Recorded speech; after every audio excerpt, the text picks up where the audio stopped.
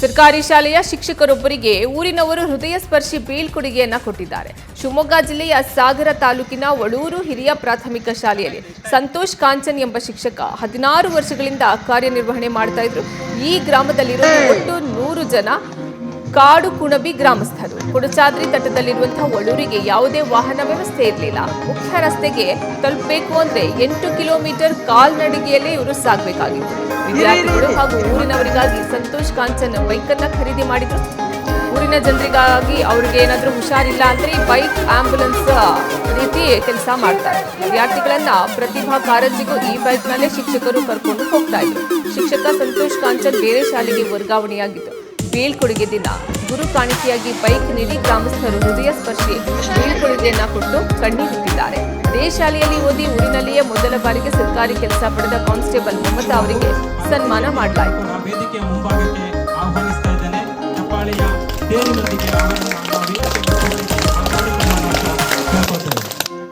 ಗುರು ಎಂದರೆ ವ್ಯಕ್ತಿ ಅಲ್ಲ, ಒಂದು ಶಕ್ತಿ. ಅಜ್ಞಾನದ ಕತ್ತಲೆಯ ಕಳೆದು ಸುಜ್ಞಾನದೆಡೆಗೆ ಕರೆದುಕೊಂಡು ಹೋಗುವ ಮಹಾನ್ ಚೇತನ. ಹ್ಯಾಪಿ